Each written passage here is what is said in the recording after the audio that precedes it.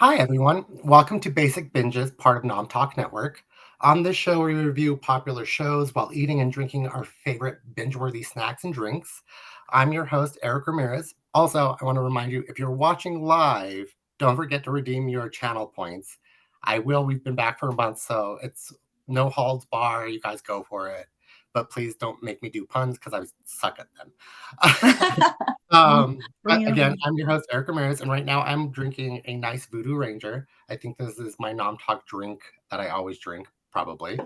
And I'm eating some Skittles because I was very hungry, so I ate the chicken and rice that my roommate deliciously made for this, and I scarfed it down.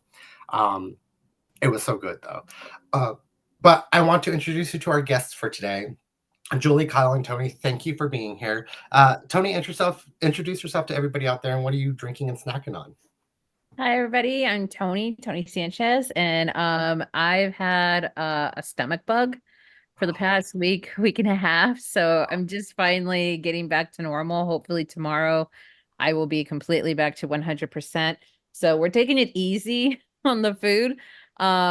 Earlier we had arroz caldo, which is like a rice porridge with chicken and onion, garlic and ginger, and it's amazing and fantastic. Love it. And shout out to producer Steph for leaving behind some fish sauce because it went beautifully with it. But right now I think on the stream I'm just going to be sticking to my water, and I've got some watermelon here. So yeah, pretty basic. For basic binges, I'm on brand. Well, everybody out there, be careful because that bug is going around. I know several people who've gotten like down and out with it, so be careful. Stock up. Wash your hands, everybody. Wash your hands. Wash your hands. Hand sanitizer if you must. Julie, welcome. Introduce everybody to yourself out there, and what are you snacking on tonight? Hi, I'm Julie. And well, I had to go a little bit bougie for the finale. So, I am really excited about this because I've been searching to find a place to get this for weeks. So I have a souffle in honor of Souffle Girl, which is also my kind of low-key cosplay tonight. And you can see my little whisk. I went to a restaurant. I had to pick it up and like throw it in the oven, so it's not as poofy as it should be because it goes down really quickly. You're supposed to like eat it right away, but obviously that was hard to coordinate the timing of that. But I'm very excited about that. So that's my dessert, and it comes with various little sauces and a little cup of ice cream. So I got it from this restaurant in Sherman Oaks called Le Petit Restaurant, and my waiter that helped me was she was actually French. Like she was like, "Oh, un French Julie." I was like, "Oh wow, this is authentic." Okay. It was funny. It was cute. Anywho, but then for my meal, I have a toasty, as they call it in England, which is a cheese. I have a cheese toasty, that's what they call it, and some soup, some tomato soup, and I have a cuppa. I have some tea. It's cold out, so yes, that is yes. Well, you do not disappoint. I couldn't wait for you this time because I was so curious on what you were snacking on. I tried and I just couldn't do it. But thank you. Now you have a couple of months to plan because we're not back again for Doctor Who. Right. I want menus and everything sent to me before. Okay. Coordinated. But thank you for being here. Kyle, what do you introduce yourself to everybody, and what are you snacking and drinking on? Well, hey everybody, it's Kyle. As always, and today's snack is me trying to finish up my Hershey's Kisses peppermint brand, because these are literally my addictive substance. I when Christmas rolled around, I consumed, and I'm not proud to admit this, I do have a serious problem. I consumed 4 bags in a day. Yeah. Bravo. I have a serious problem. So I'm clearing this out before the new year. This is the last one I have, and then they go away until next year. So I'm doing that, and then I've got my water, and I've got my sugar and I've got my water. I'm ready to dance and tackle deliciousness. You're balancing out, so that's a good thing. But thank you all for being here. Today, we are going to do some timey-wimey stuff and go back to 2023 and talk about the Doctor Who Christmas special. So it's kind of like we have our own virtual TARDIS right now. Before we start, I do want to say for this month as well, we are still fundraising for the Trevor Project, a nonprofit organization focused on suicide prevention efforts among the LGBTQIA plus youth. So be sure to check that out and donate if you can, if you will. If not, let other people know to donate because it is a very good cause. But tonight we are talking about the Christmas special. Shuti Gatwa's first outing as the Doctor, which was a very good episode, I felt. Let me get to this really quickly. Of course, none of the stuff is working now for me. I don't know why. So this episode, we start off and we meet Ruby Sunday. She gets dropped off as a baby in front of this church, which this episode is called the Church on Ruby Road. That's why she is named that. She was abandoned as a baby in the snow. And today we meet her getting interviewed by Davina McCall. And they're talking about how they're trying to find her parents, that she was an abandoned baby and everything like that. And then we see stuff start to happen that were like misfortunes or mistakes, like lights fall down, coffee was moved, everything like that. Almost hit her and Davina. Then we go and we see her performing with her band, and her piano gets unplugged. And then we see her in a club, which this is probably one of my favorite scenes of a doctor coming through. Him in his kilt and a tank, just spinning around in the dance, having the time of his life. Give me all of that energy, please, all the time. But we go to that. He kind of introduces him to her because he catches her drink. He saves her from a falling snowman head. He meets a cop and says that his fiance, or yet to be fiance, will say yes to him, which is a drawback to a different doctor with disability. We also get to see his new sonic screwdriver, which doesn't look like a screwdriver. It's very interesting. But push to shove, we meet Ruby Sunday because her mother, she was adopted by her foster mom, and they're getting another child. Well, in this, we learned that goblins play on misfortune and like stuff like that in time to steal babies so they can eat them. So they're after this baby. They take her. She runs after the baby, gets taken onto the goblin ship with the doctor. And we get a fantastic, fantastic musical number as this baby's on this conveyor belt to get eaten by the Goblin King. We get this fantastical musical number. They fall through and they catch it. And then the doctor and Ruby Sunday end up singing as well, which was very interesting take on a doctor that we haven't seen. They break all the ropes and everything, go back to normal, save the baby. Then all of a sudden, Ruby Sunday disappears. The doctor figures out that the goblins went back in time to when Ruby Sunday was initially dropped off at the church at the beginning of the TV show. And they take her. So he goes and gets back on the ship and uses this new glove that he has invented that either makes all your body weight go into your hands so you're lighter, or it makes you heavier. And he ends up killing the Goblin King, which, to go in through the first episode, killing a Goblin King, go Russell T. Davies, because you're just going there. Gets Ruby Sunday back. He goes back into the future, and everything's fine. The baby's fine. Ruby's fine. Her mom remembers who she is and everything like that. Then he goes back to the box and jumps in, and Ruby runs after him. And another person named Mrs. Flood tells her that he got to the box. She goes into there and walks around the box like all the companions do because it's bigger on the inside, and then goes into the box with it. Then Mrs. Flood has a conversation with one of the neighbors, and then she breaks the fourth wall and looks at us and says, "You haven't seen never seen a TARDIS before," and then the episode ends. What are your thoughts on this episode? We're going to get into the Mrs. Flood thing and all those little things. What are your thoughts of Shuti Gatwa as the Doctor, Millie Gibson as Ruby Sunday, and their first outing together? We'll start with you on this one, Toni. Oh, maybe we shouldn't have started with me. Right? No, that's fine, Kyle. No, we'll I totally get it. Yeah, I definitely had mixed feelings about this episode. Love the Doctor. Love Shooty. I love what they've a lot.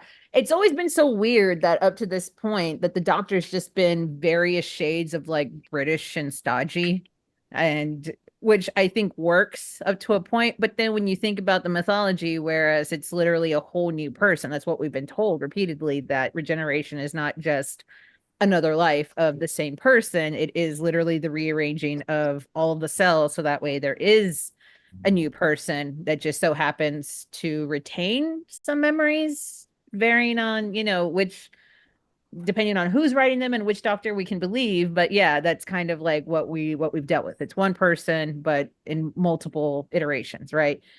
And I really do love that they've taken that idea and said, like, all right, we're going to have a whole new person. It's not going to be like the previous doctors. This is a doctor that does wear a kilt and is sexy and goes clubbing and dances. And it's not a big, huge thing, that, the doctor dances. Cause I mean, one of my favorite episodes was what's the one with Nine and Rose and Jack in London, and it's like the doctor dances. And it's a whole big deal. And it's like, oh, bless him, because obviously Christopher Eccleston, not the most graceful of dancers, but I love here that it's just like out the gate, it's a great pace. We get an idea of like how different the Doctor is, that this is going to be a whole new attitude, that this not only that the show, I was going to say a new showrunner, that the old showrunner and the new iteration and this new Doctor is taking on. But yeah, so no complaints about that. But I did not love this episode. It felt really thin. This is like a 56, 57 minute episode, and it really does feel like the script only really created about 40 minutes really worth of plot and story. It just kind of felt like there was a lot of filler, there was a lot of pausing, there was a lot of posing at one point. People were just posing and hitting their marks and having like very pregnant pauses, incredibly pregnant pauses, and letting the music swell and then turning, for their big heroic moment to then exit the front. I don't know. It was just a lot of, when I think about how snappy the beginning of this episode is and how slow the rest of it was, it just, yeah, it lost momentum for me very quickly.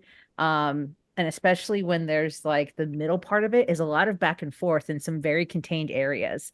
And so I just felt like, yeah, I mean, I'll go on and on about it, but ultimately, yeah, very, very mixed feelings about this episode. But ultimately, I'm kind of remembering back to other previous like first outings where it's like, all right, that wasn't the strongest.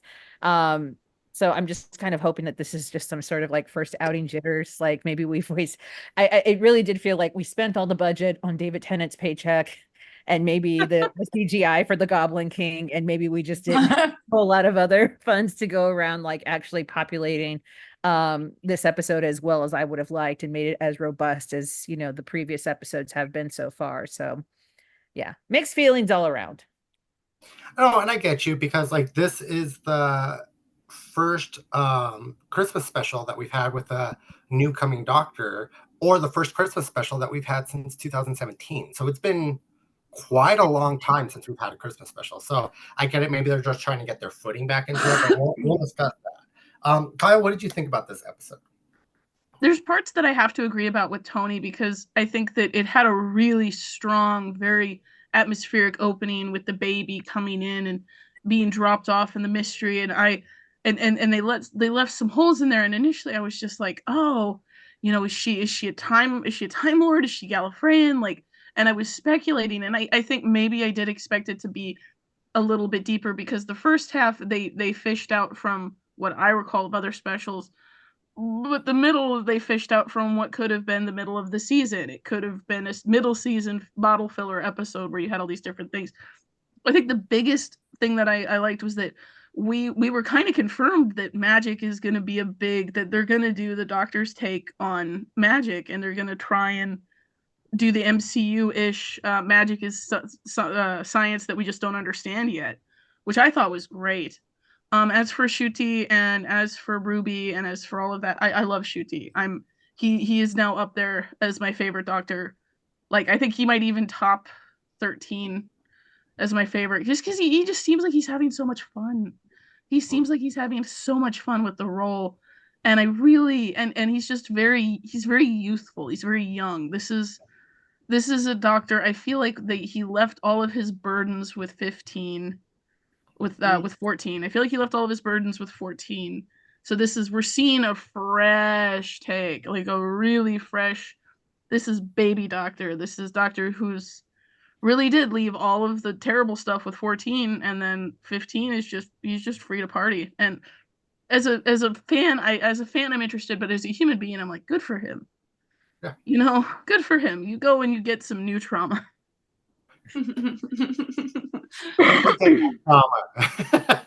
Like all of us Trauma millennials. smell. Love it. No, I'm right there with you. For this, which we're about to touch base on, let me get to Julie before I touch base on this new thing that has come up. Julie, what did you think about this episode? I enjoyed it. I agree with what everyone's saying. It's a very nice, fresh take. In fact, my thoughts were very similar. Like right out the gate, he's just like having fun. And at first, it was a little bit jarring because, like you said, it's not what you're seeing from some of the doctors. But then I was like, no, it makes sense though because this is him in this body now. This is who he is now. So I love that. And also, I also agree. Kyle, with what you were saying exactly of he's having so much fun with this role and it's so fun to watch. Like I really, really enjoyed that throughout the whole episode. I think this is a great introductory episode for him because it really establishes like, okay, this is who he is now. And I never thought about that. Like it felt like he left his burdens with I like what you said about that with 14th Doctor. Because now that you say that actually does kind of make sense. But yeah, I really enjoyed it. I loved the musical number, as cheesy as it kind of was. I loved it. I thought it was like fun and fun to see both of them sing too. Again, I want more of that. Like I want a whole musical episode. I think we mentioned this before. But and yeah, I just feel like it wasn't as strong, I feel like, as the other specials. Possibly just maybe a little bit of the writing, but I don't have complaints. I think for a first episode with a first Doctor that we're seeing the first time that we're really seeing him, I'm like, yeah, I'm down. I'm having fun. I'm here for the ride, and I enjoyed it. Nice. No, I totally agree. We're gonna touch base now. Before I get to this huge news, what do you think of Ncuti being the new Doctor? I know we've kind of like touched base on that, but like Ncuti, do you think he's going to be able to handle it? And do you love his energy? And are you excited to see where he goes? Also, since this is our first introductory to Ruby Sunday, the new companion for this season, and maybe more, we still don't know yet. What did you think of her, and do you think she can keep up to him? We'll start with you on this one, Kyle. I think that it'll definitely be a new take on the Doctor. I think that's and I think that's why it does feel like he left his burdens with 14, because because of the implications that come with casting someone like Ncuti. I think that and I'm not trying to mince words here to say anything bad. I think that they need to have someone who could just be really funny and have a lot of fun with it. I absolutely think he can keep up. I'm really interested to see I'm interested to see what he does. I think a fresh new take and just having him have fun with it. Because we've seen so much. Like Russell T Davies and all of the showrunners since Eccleston have just put the Doctor through his paces. Like they were just like, we're back. We're going to have him do this and this and this. We're going to have him do this and this and this. And it's just kept going and going and going. And it's been a lot. I mean, he's been back for a while, but he hasn't been back for that long. And I just think that, I think that having him leave those burdens behind and casting someone who's so upbeat and so ready to have fun with it was important. I love Ruby. I don't know if I want her to stick around for the whole thing. I would love for them to add a couple of extra companions, but I don't know, because she seemed to accept it a little too quickly. That's my thing, that I don't think she's going to stick around for a while. Like, and that's why I really do think she's Gallifreyan, because she just really seemed to accept it super quickly. She was like, oh, this is cool. Oh, well, yeah, okay, this man's in my house just chilling. All right, party. Let's go do this thing. And then she just yeah. I mean, she accepted it way too quickly. I really do think she's either part Gallifreyan or part Fran or. Yeah. Yeah. Yeah. There are those rumors going around online trying to figure out who she is. Julie, what did you think? What do you think about Ncuti, and now that we've seen him and his glory as a doctor? And what do you think about Ruby? And again, do you think she can keep up to this doctor? And what just her character is? What did you think about that? So far I love Ncuti. He has made a really strong first impression on me, and yes, absolutely he can keep up based on this episode. He's definitely embodied the doctor, but he's made it his own, but he's also embodied the doctor. Like there were lines that he said that I just could hear it, like that's the doctor speaking, you know what I mean? And that's what I think that we want as fans, is to, like, we want each doctor have their own personality, but we want them to still be the doctor. And like, he's already proven that to me. So yeah, 100% keeping up. He's great. And Ruby, I really like her. I think she's fun, cute. She's super cute and like sweet and like, has a good sense of adventure. I love the whole adoption storyline because I'm adopted. So yeah, it had a little like the foster mom thing was like, it was just cute. But yeah, and I mean, I think she could keep up. I agree. I would like to see more companions. The one thing I kept thinking was that like, I mean, maybe this is just me, but like I was like, maybe they're doing a little bit of fan service where she kind of has a little bit of Rose Tyler vibes, but as far as her personality goes, though, I think I just want to see more of her, because I don't feel like we got to see her full personality as much as we will in the future. So I think I just want to see more of that. But yeah, but I like her, and I have no problem if she is staying on to be the companion. So. Good. And Toni, now to you. What do you think about Ncuti, and what do you think about Ruby Sunday? I love him. I think he's great. I think he's like the progress he's been able to make in such a short amount of time in cementing his personality, his ability to be authoritative, but also like, again, we've talked about, the fresh new take on the doctor, where it is a more youthful doctor, a more flirtatious and sexy doctor. I do like that. And definitely fashionable. That's definitely something that we've not really used in the past. And like objectively fashionable. And the fact that I was explaining to my sister when she was watching this, I was just like, oh my God, he already has so many outfits. And she's like, is that not a thing? And I'm like, no, the internet erupted when Matt Smith got a purple post. Because, oh dear Lord, it's purple instead of brown. And like, he stuck with that for a good hot minute.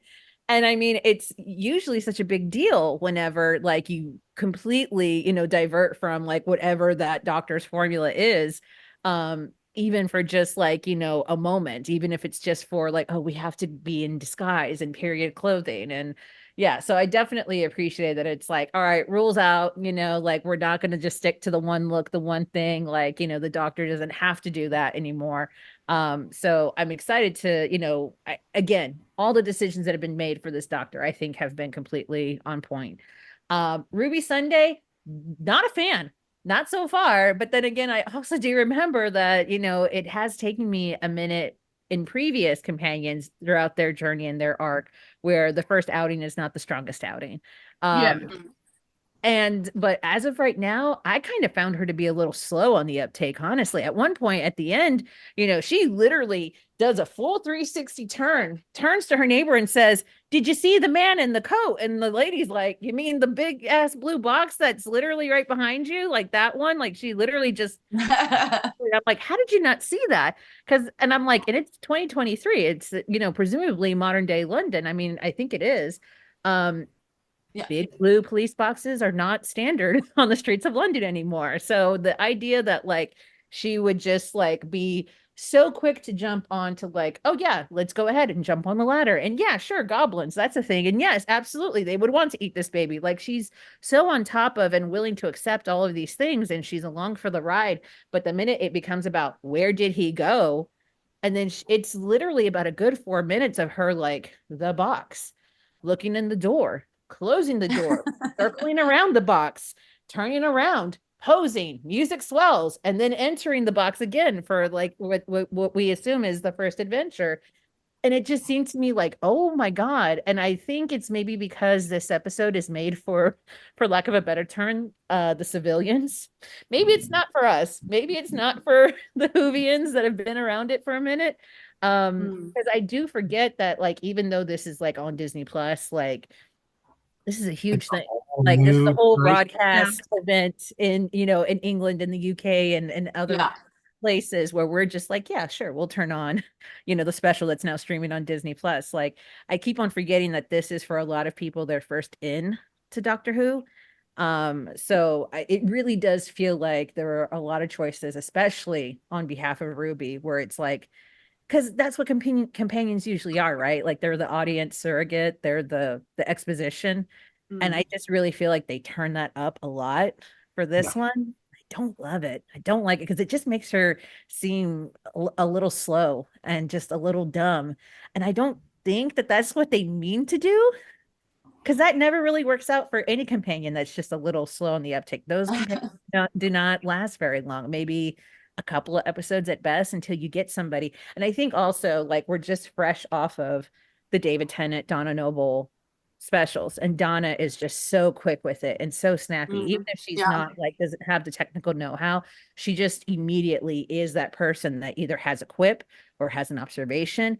And Ruby is just sort of like, okay, yeah, that makes sense. Oh, we're singing now? Yeah, sure, let's sing. And it just was kind of like, it felt very sidekicky. And I still don't understand what the dynamic is supposed to be between her and the doctor, because I think other companions have really established whether or not it's romantic, whether this is a mentor-mentee relationship, sort of like with 12 and with Bill.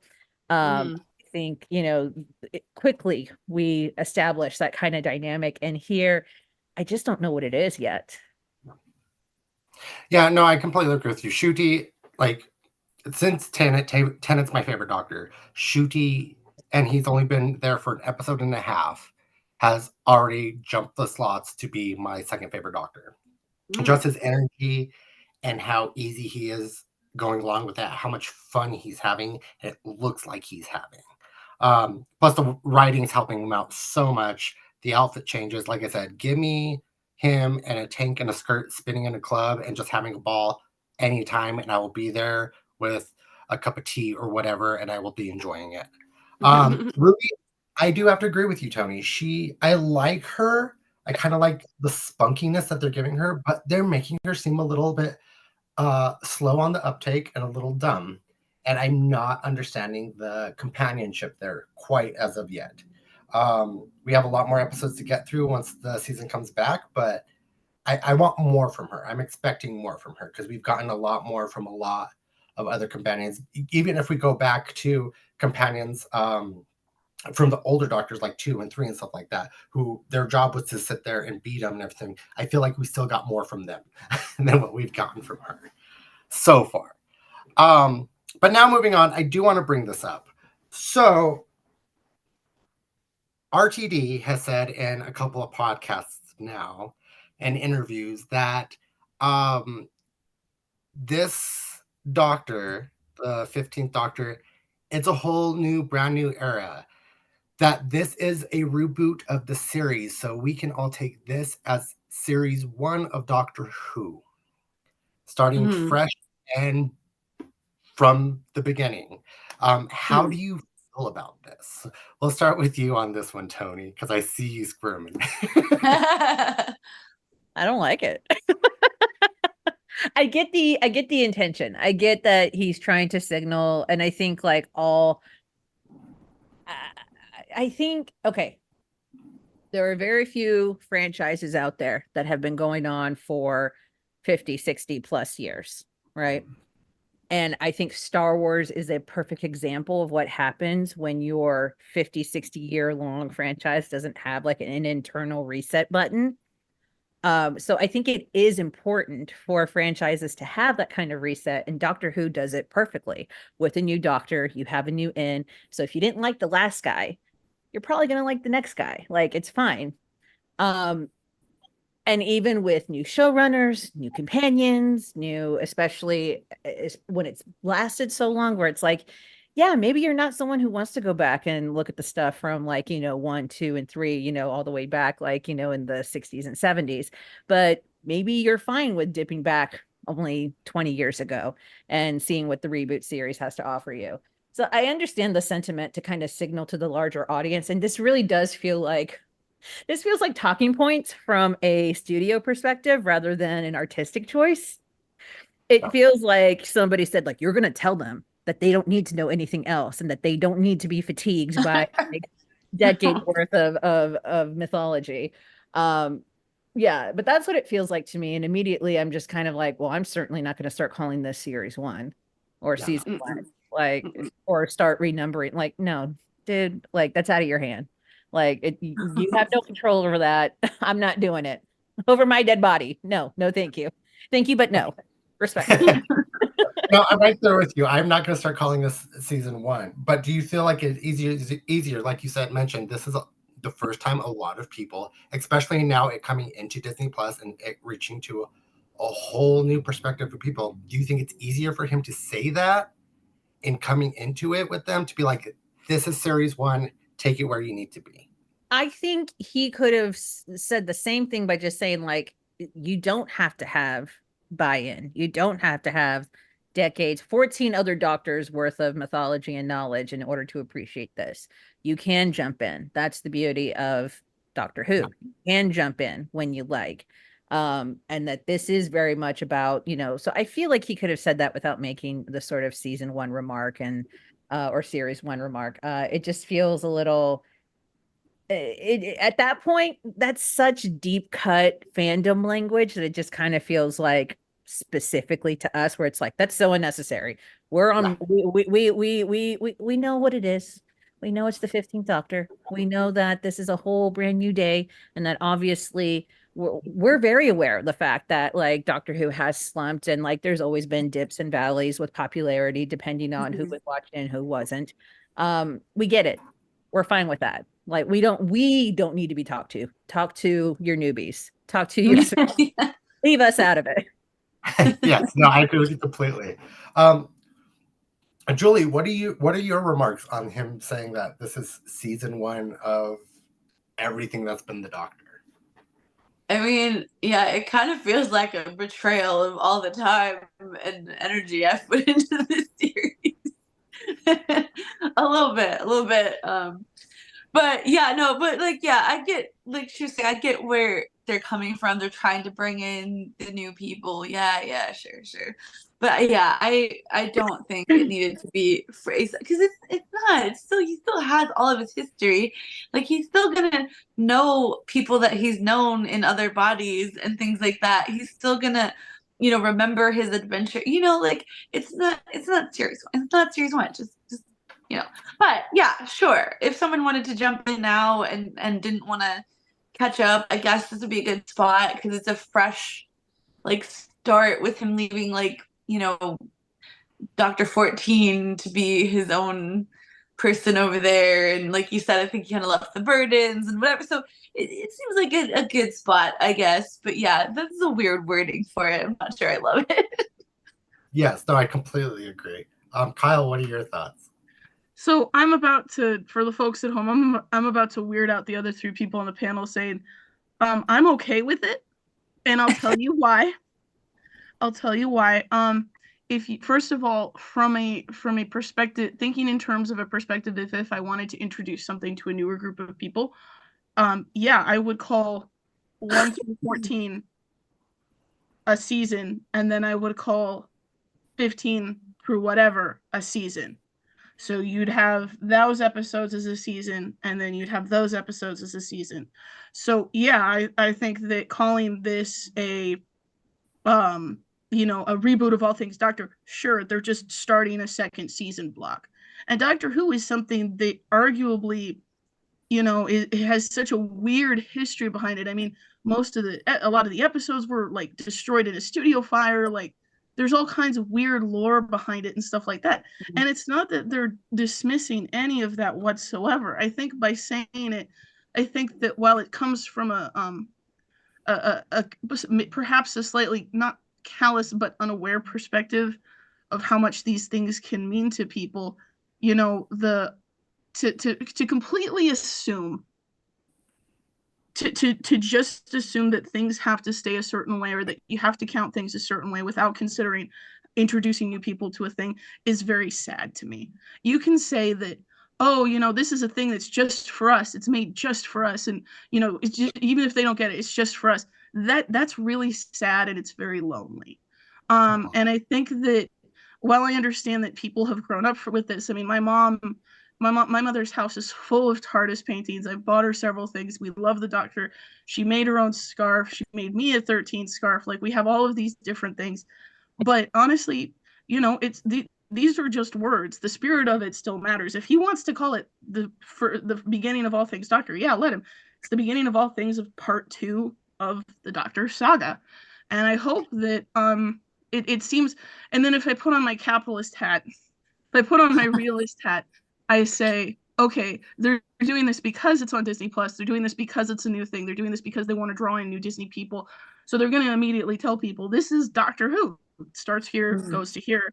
And then people are going to go, well, what's over there? And they're going to go, hey, you can go over there if you want, but this is what we're doing for a new Disney era. So I would not be surprised necessarily if this was a Disney decision rather than a Russell T Davies decision.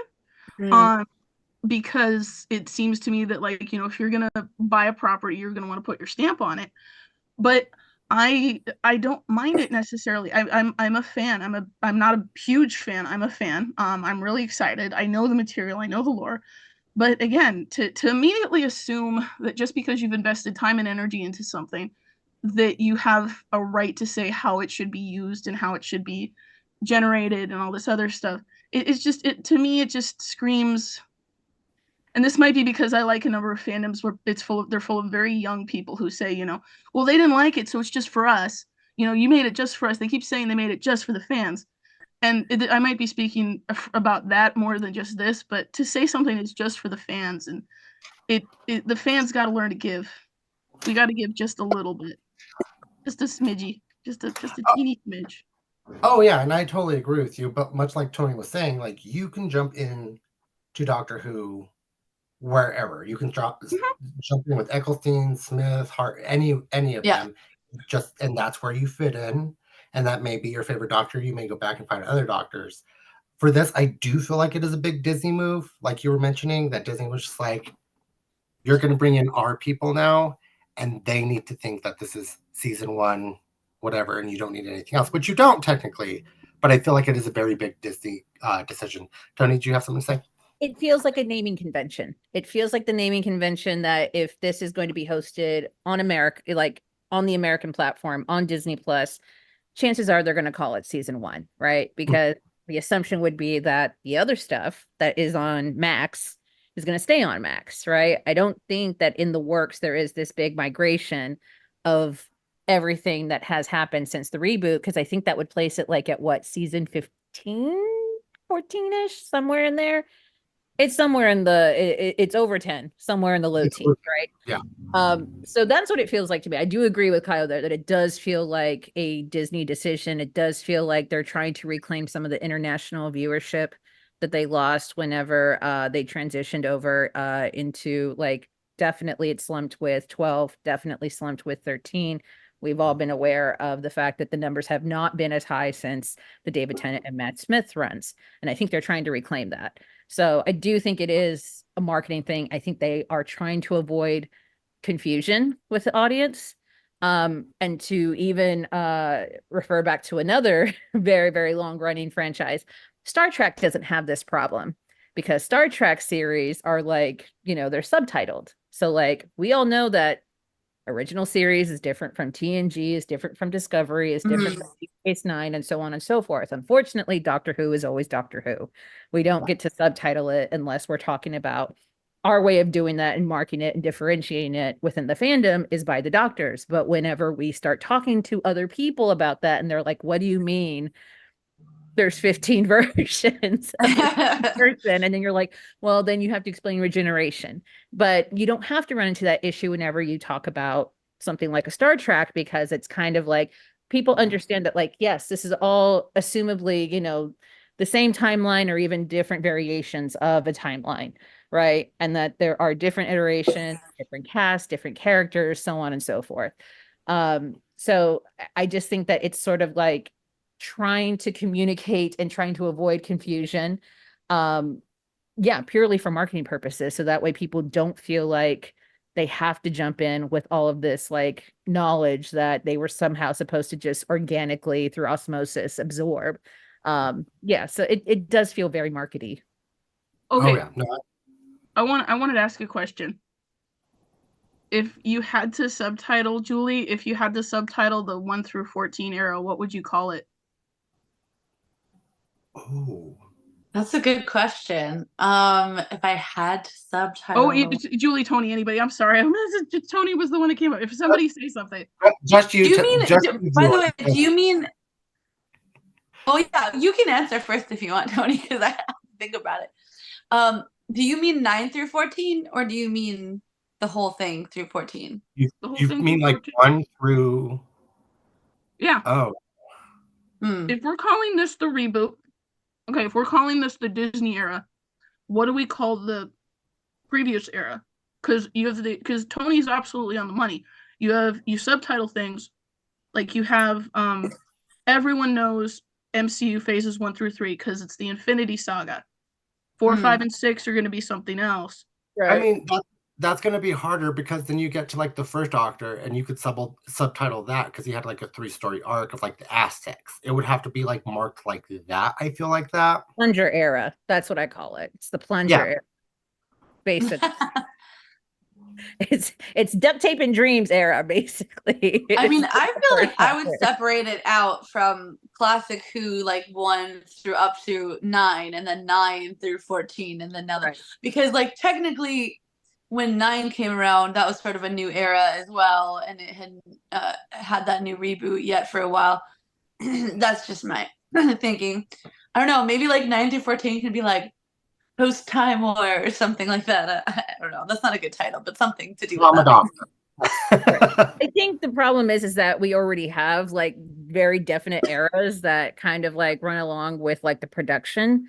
Like we had classic Who, and then we had this very, this very like it was just a barren wasteland. I don't even think there was much going on in terms of like the stories or the radio stories or comics or anything. It was just very noticeably a lack of Doctor Who, which is why we had the reboot. Right. The new Who. But yeah, it just feels like we've also come into a problem just because 15 immediately is a new thing because it's a bi-generation. So immediately the beginning of that story is inexplicably tied to 10 and 14 and now 15. So it just feels like a very clumsy way to do. But again, I understand it as a marketing thing, but it just kind of seems weird where it's just like that feels like a very pointed statement to a very specific audience, which is the audience that they're trying to pull back in. As a fan, where I'm just like, yeah, that's not language for me. That's not for me. Like that is not a message for me. And that is okay. Not everything needs to be for me. Right. So yeah, I'm fine with them going ahead and like saying that. It's just that the adoption of that for me myself, I'm like, yeah, that's not probably no. I'm still gonna like just amongst friends, like now, I'm still gonna be like 11, 12, 13, 14, 15, and Shooty and Matt. And yeah, so we all know what that shared language is. And I think trying to establish new language for a new audience, yes, probably something very necessary, but also it's just kind of like, again, not for us. That's okay too. I like that. We even break it up into companions if you look at it. Like, look at the Matt Smith. Like, we have the Amy Pond and Rory, and then we have Souffle Girl, and then we break it up that way too. So yeah, it is not for us, I don't think. Little subgenres and little sub eras within all of the different ages and sagas. Okay.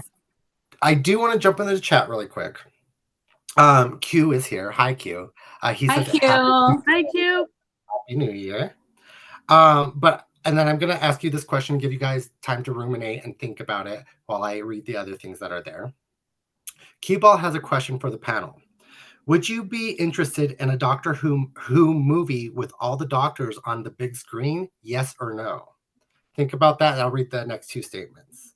Nom Talk Network says, it wouldn't have all the doctors, but there was Day of the Doctor that had 3 of the Millennial Doctors and a bonus War Doctor played by the late John Hurt. It was fantastic. Then Cue Ball says, okay, I was thinking like each Doctor start in different places, but slowly connecting together and figuring out how they connected and got together and who is behind the scenes. And Nom Talk Network says, "Oh, that's a great story. I would read. Unfortunately, 4 out of the 15 actors who played the Doctor are no longer with us, which rest in peace, those doctors." But that brings up a good question. Would you like to see a new Doctor Who movie? They haven't done one since the American 90s version. So we'll start with you on this one, Julie. Yeah, I mean, listen, I pretty much will eat up any Doctor Who content that they're gonna put out. So I'd be down. I like that idea of that storyline where they're all starting from a different place. I think that could be interesting. Yeah, because my thoughts went to the 50th special too, because that did come out in some theaters, which I went to go see it in a theater, which was great. But I'd love to see more of that type of thing on the big screen. Absolutely. And I mean, with some of the doctors that have passed away, unfortunately, I mean, I don't know about you guys, but I forget his name, because I'm always gonna think of him from Game of Thrones, but he's the one who played the first Doctor. The guy who plays from Filch. What is his name? Right. Yeah. Is it William? I can't think of his name, but he's a fantastic actor, and I'd be okay with them bringing him back as the first Doctor. And I don't think, I don't think I think William Hartnell would be okay with that being his likeness too. I just feel that because he did such a good job as the first Doctor. So they could do something like that. But yeah, anyway, I'd be on board. Oh yeah, no, I would be on board. David Bradley is his name. He came back. David Bradley, thank you. Yeah. Filch and the guy from Game of Thrones, who I also can't think of his character, but yeah, he's such a fantastic actor. Oh yeah, no, yeah. they could do that. It would be interesting to see them try to do that. That special, they brought back almost all of them and everything like that in their own little ways. They did. Right. Toni, what are your thoughts? Would you love to see a big screen movie with all the doctors?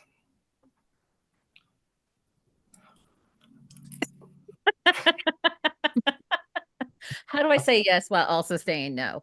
I'm never gonna say no to new content and to new, especially Doctor Who stories, especially that has a budget. It's just that unfortunately with Doctor Who, the budget can get very unwieldy very, very quickly, especially if you're talking about trying to span especially this idea, the idea of bringing all the doctors together. I feel like that's more of a story best suited for graphic novel. And I know it's not the most popular medium these days. I mean, comic books are struggling. I mean, they have been for a good long while, but that really does feel like, no, you go ahead and you get a team together and say here's your brief, here's how long you have to tell this story, and we take the ride together for a full, and not just a 6-issue arc. I mean a full blown let's devote a whole year to this, where I can actually every Wednesday go and get the newest issue of Doctor Who, and then at the end of it get my nice little compendium, and I have a nice little trade to put up on my bookcase. That to me feels like the best way to tell that kind of story. That one, when you have the run of time and space, you have to be practical, especially if you're talking about, trying to pull together specific instances of these, yes, it's always nice to see people on screen, moving, talking, speaking, but the practicality of it, I'm just kind of we can maybe pull together a couple. How about 2 or 3? Maybe 2, maybe 3, maybe 4 if we get crazy with it. But yeah, I would just much rather I would much rather receive a good story rather one that was constrained by budget. No, and I agree with you. My worry about that too would be that, I mean, it is Disney and they have the money and everything like that, but my worry would be that they would unfortunately pull on AI to pull those doctors that are no longer with us. Yeah, like Eccleston, like I said at the beginning of our cast a couple of weeks ago, refuses to come back. So would they AI him in? And that's where it gets nitty gritty. And would love to see a movie, but I love your idea of the graphic novel of it. I would be there every week buying it for sure. Kyle, what are your I would thoughts on even be this? fine with like a table read or even like a radio play, like Radio play. a radio play, because I feel like getting in like the surviving doctors, including 9, would be a much easier ask if it's like you do not have to be in the same room with these folks that you don't really get along with. You can That's go ahead true. and be in the privacy of your own recording booth, and here you are with a script, and I feel like that might be the way to like go ahead and get that done. But yeah, I love the idea of a movie, but also it's like, oh, that gets out of hand very, very quickly. I would be just I would just be pleased if we could just get like, again, where's our unit spinoff? Where's that? Let's devote time Yes. towards that. Oh, So I know that down one. for unit spinoff. Kyle, what are your thoughts on this? Well, I have to agree. I honestly have to agree with Toni and with you, because Disney has the budget to make. Disney would have the budget to do this, and I will bet you bottom dollar it has already been discussed. I will bet someone in the studio up in Burbank up there has already been like, so, a movie. Especially given Disney's recent box office losses and knowing that Doctor Who is a very bankable property. However, I would not want it purely because of the AI stuff. And I would also really need to see, I would not put it past Disney to AI that, or to AI any doctors that have been missing, even with the recent gains made by SAG and the WGA. So the TLDR, I think that the idea has probably already been discussed. I would hope that Russell T Davies would shoot it down. I would hope that they'd shoot it down and either suggest the unit spinoff or suggest another spinoff and be like, hey, you know what? Merch. That's the key. Merch. Let's get this off the ground. Let's do some merch. Let's not delve into the movies, because the more doctors you add to the movies, I would not put it past them to AI it, and then justify it by going, well, these are properties that people love, and of course we can use AI to fill it in. I mean, I'm still stuck on the idea that most of the Doctor Who stuff was either recorded over or burned in a fire. I did not know that until very recently. There are, and this is unfortunate, and this will be one of our last questions that we had asked, or one of the last things. There are film out there that employees did steal from the BBC, that people have episodes out there, but because they don't want to be prosecuted for theft, they can't bring those episodes back. That's crazy. For theft, and BBC I didn't know that. has stated bring them back, but they also have not stated we will not put charges on them. Right. They're like, no, we're not gonna do that just yet. Episodes. They just can't bring them back for all of us to get. This is Russell T Davies and then this giant Mickey Mouse just standing there behind him, like, what? It is the BBC. You think That this is a pain in the ass? I did not know that. Yeah, no, yeah. But okay, so we are getting close to the end. I do want to bring up one thing that we haven't got to, and then I want you to get your final thoughts as well. So at the end of the episode, Mrs. Flood, who we'd seen twice. Now, she was sitting there, she was very confused at the beginning of the episode, yelling about the box, and she's going to have to walk around it. Then at the end of the episode, is talking to the neighbor, and she breaks the fourth wall, which not a lot of Doctor Who characters have ever done. There's only been a handful. Looks at the camera and says, never seen a TARDIS before, and then it goes blank. Now, the fan pages are running wild. She could be the master, this boss that they keep talking about, or one of the people who did break the fourth wall. Her name was Rainey, and it was an old different Time Lord who broke the fourth wall before. What are your thoughts on this? And then what are your final thoughts on this episode? We'll start with you on this one, Julie. First of all, the way that I gasped when she said that, because I just it was just I wasn't expecting it. I was like, wait, what? And then I was like, did I miss something? I was immediately, I was like, okay, trying to go back in my mind, to who she could possibly be. And I honestly, I couldn't think of anything at the time. So I am glad you brought up with the fan, because I haven't really had a chance to look at the fan theories yet. So that's so fascinating. I didn't know about Rainey. I'm going to look that up now. And yeah, the master, of course, anybody, could potentially be the master, because the master's always lurk. I do feel like the master's going to come back in this season for sure. So I don't know in what iteration, and who knows? It could be little Mrs. Flood, but yeah, it was just funny because I feel like there was people in my house that were like, what are you gasping about? Because I was kind of watching it, like I was running back and forth in my room, like grabbing snacks and stuff, and so I had it on my phone, and when that came up, I was like, what? It's a fun little like little Easter egg kind of. I don't know if you call it an Easter egg, but like little like plot twist. I don't know, like just a little end of the show drop there. Like it's kind of fun. Like, so yeah, we'll see, I guess. Oh yeah, no, we'll see. Other inklings are, could it be a descendant of Amy Pond, or could it be River in some weird way? Is another thing. Ooh. Toni, on this, and what are your final thoughts? Yeah, I love all these theories. That's anyway. Right? Toni, what are your final thoughts on this? About. Oh. Sorry. I after watching this episode, I had to go and research who this actress was, because I was convinced that, like, oh, obviously this is like an old companion. This must be, because they're focusing in on her so much and they give her the last line of the show. I thought it was an old companion or someone who had been on like classic Who, and it was just a nice little wink, and that maybe it was just their way of like saying like, this is not the same character. This is just a nice little cameo, and we were so lucky to get her back. No, that's not the case at all. And so the actress's name is Anita Dobson. Apparently she's seasoned veteran actress. But yeah, nothing at all to do with Who. Like, apparently this is her first time on Doctor Who. So if anybody else wants to correct me, please do, because I've done just a little bit of research and definitely have not scoured as much as I probably should have.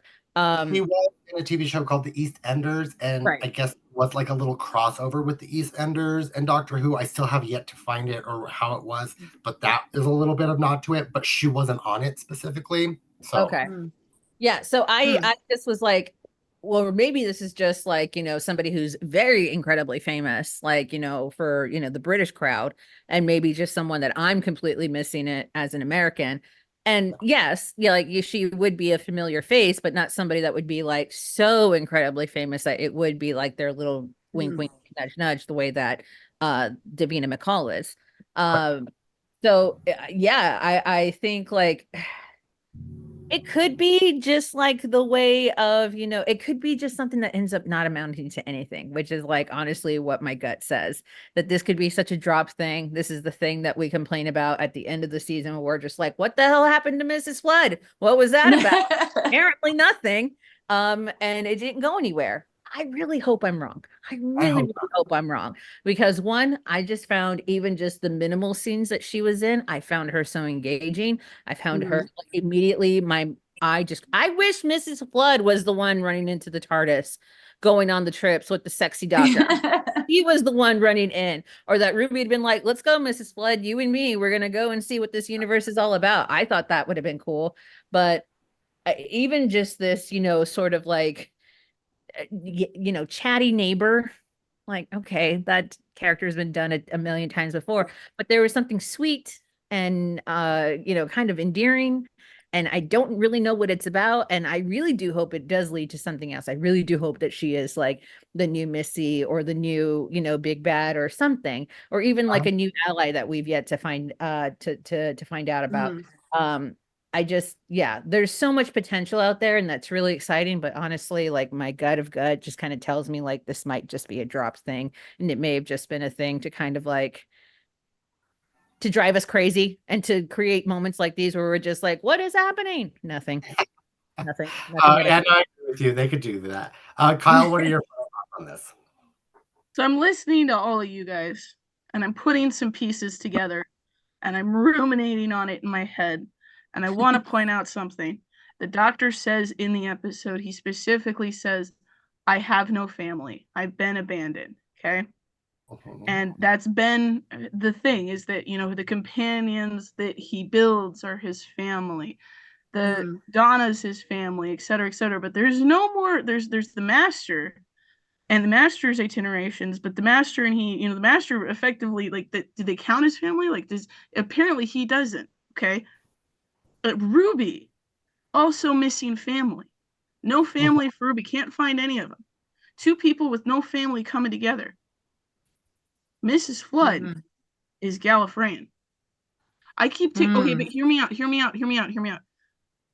Having someone who knows what a TARDIS is, she's either Gallifreyan or she's a descendant of a Gallifreyan individual. If you're right and you're telling me that we are going back to that they're calling this reboot 1.